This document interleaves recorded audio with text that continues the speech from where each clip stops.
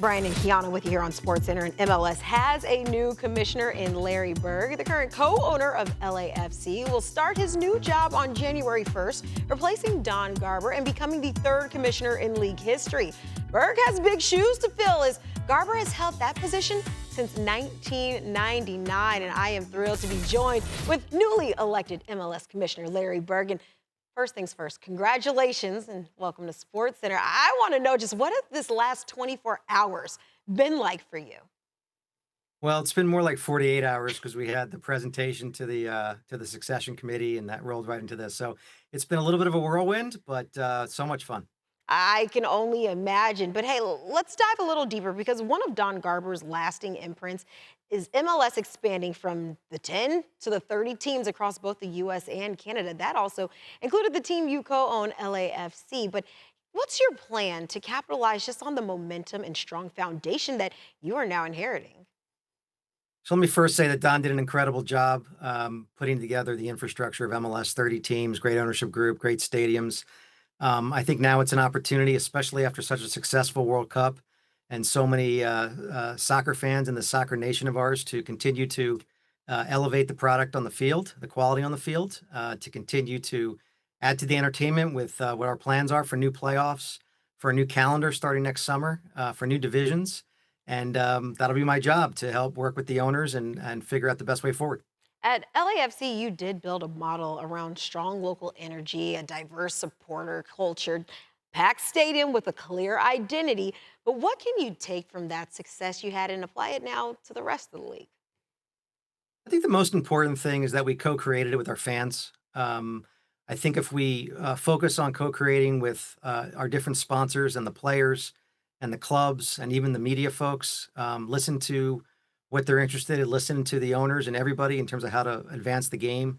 If the league office can do that and bring it all together, then hopefully we'll have great success. I'm very proud of what we built at LAFC. It's in great hands and will continue to grow and prosper. And I'll be involved in that as the next commissioner. But I love to bring as much of that to the full league as I can. And I think once again, after the World Cup, I feel like everyone's listening right now Mhm. very intently. And I also plan to work very closely with U.S. Soccer, co-create things with U.S. Soccer to advance our youth development, to advance the national team, to advance the national team in the U.S. and in Canada. And I'm really looking forward to it. I want to dive more into that in just one second, but during last week's Board of Governors meeting, a proposal was discussed to significantly increase both the salary cap and the amount that clubs are required to spend on their rosters. Where do you stand on those potential changes? So I've been on the product strategy committee. It's now called the Sporting and Competition Committee for a number of years. I'm now the co-chair, and we've been working together to improve our roster model for years. We continue to come up with new and creative ideas, and I think last week, you're right, we talked about a variety of things. But I know Don wanted to leave it to the next commissioner to really, decide how to move forward into what we've been calling MLS 3.0.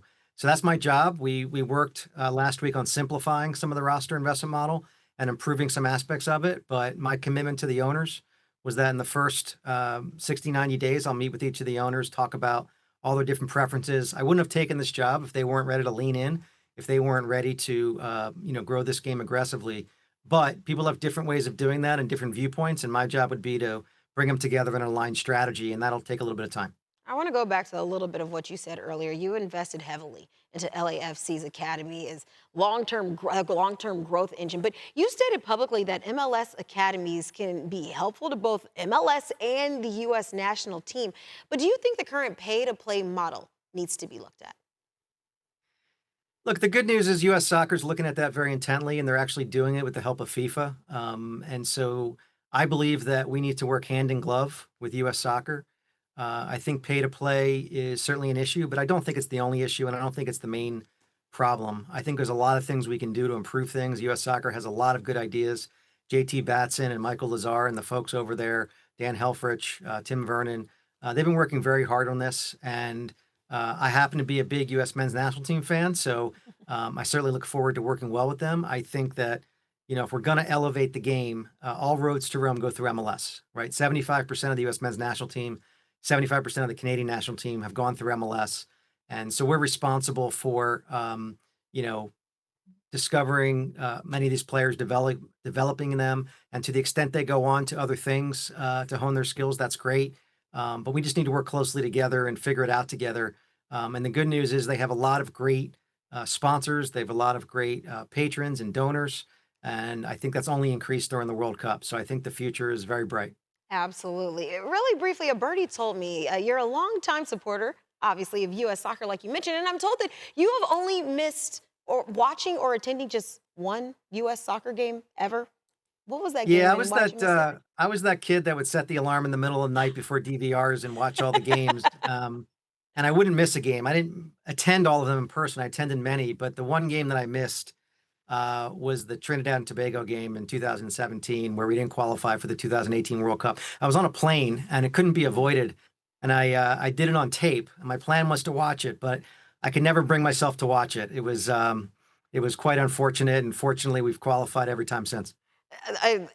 Totally understandable, but nonetheless very impressive overall. But hey, I heard that Will Ferrell is a co-owner of LAFC. I know we know him as the actor, but what is he like? I guess it would be too easy to say he's funny, but Will is a good friend. I actually invited him into LAFC, and he was very quick to say yes. And he is an incredible supporter of the club and for the sport. I invited him specifically because I knew he was a big fan. We had been talking about the sport for many years. Our families are friends, and he's a great family man and wonderful wife and children. But he is absolutely engaged in the game. He travels. He goes to away games. He's been to away games in Mexico. He comes in if we're trying to recruit a player and we think it's helpful. We'll roll Will out. He's very active. He's very engaged, and I could not be happier. I feel like we see one side of him, but to see that business side would certainly be something to see.